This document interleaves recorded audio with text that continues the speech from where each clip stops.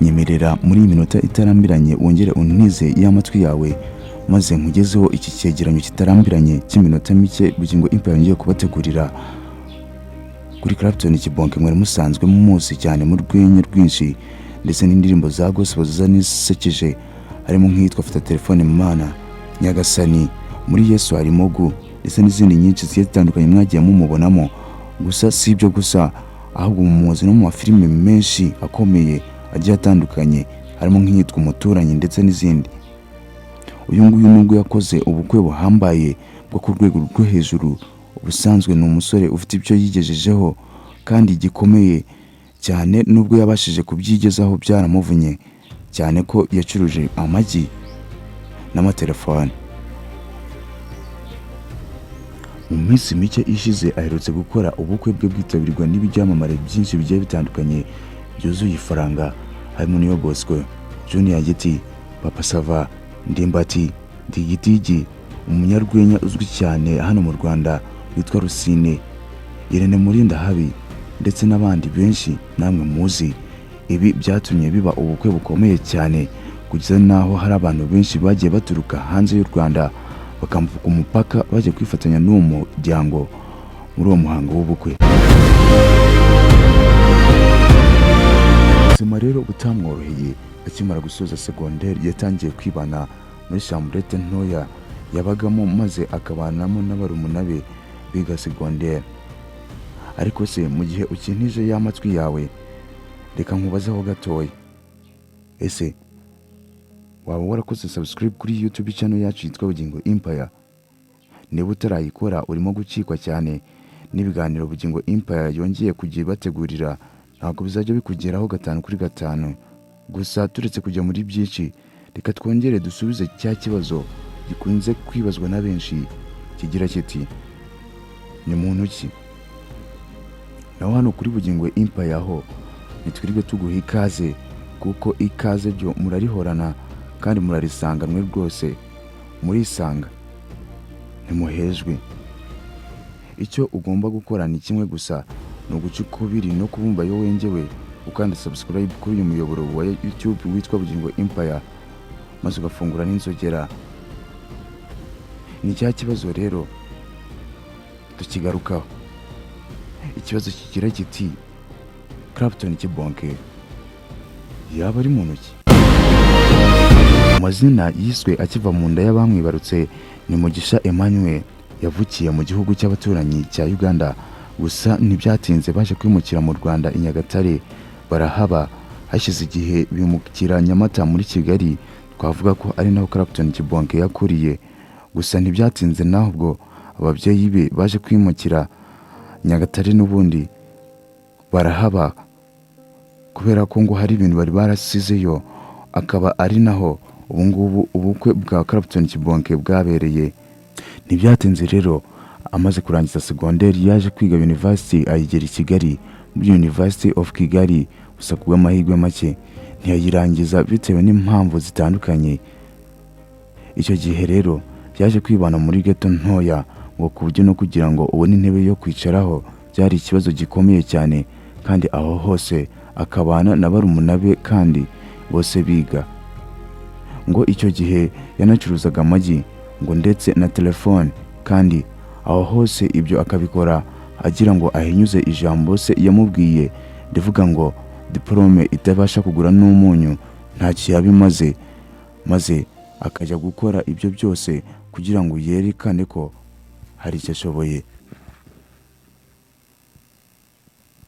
Ntibyatinze rero aza kubona akazi ku iduka ricuruza ibikoresho byo mu gikoni ku nyubako ya Chic, ari naho hakoreraga SFM, maze atangira gukorana n'umunyamakuru w'umunyarwenya, batangira gukorana n'ibiganiro. Ibyo ntibyarangiriye aho, ahubwo yatangiye kugenda akora utuvideo duto akadupostinga kuri WhatsApp ndetse na Facebook tugatrendinga. Ari nabwo yatangiye gukora indirimbo za gospel ariko zisa n'izirimo gutebya, harimo nka Fata Telefone Mana, Nyagasani n'izindi byinshi mwagiye mwumva, maze atangira kumenyekana gutyo.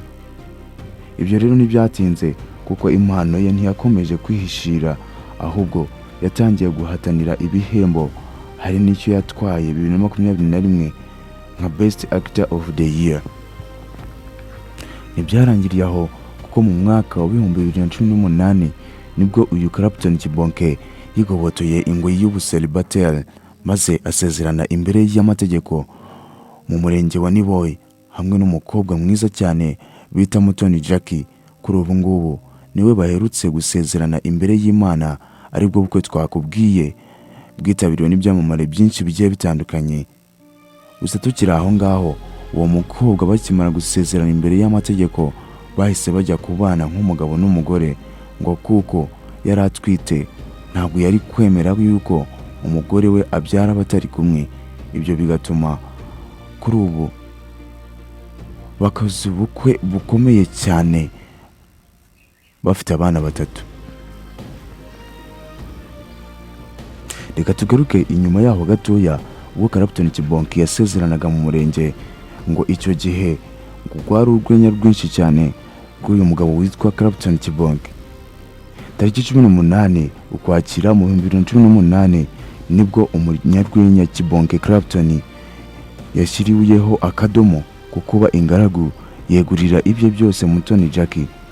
Mu murenge wa Niboye mu karere ka Kicukiro niho uyu munyarwenya yasezeraniye. Muri iyi nkuru tugiye kubagezaho uduce twabereye muri ubu bukwe bwa Clapton. Muri uyu muhango aho Clapton na Jackie basezeranaga imbere y'amategeko ya leta, habereyemo urwenya rwinshi. Clapton Kibonke yateye urwenya, na cyane ko n'ubusanzwe ari umunyarwenya. Gitifu wabasezeranyije yagize ati, ninde uzayobora urugo rwanyu? Nuko Clapton ati, tuziyaranje. Gitifu yarongeye ati, Mugisha, guhoza umuntu ku nkeke nukugira gute? Nuko Clapton ati, nugutesha umuntu umutwe ukamusteresa. Icyo gihe cyose Clapton yasubizaga abantu bagahita baturika maze bagaseka kubera uburyo yivugiraga.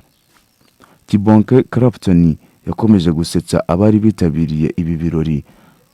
Hari aho yabajijwe abana azabyara na Jackie, nuko abanza kujya inama n'umugore we maze asubiza ko ari abana 4.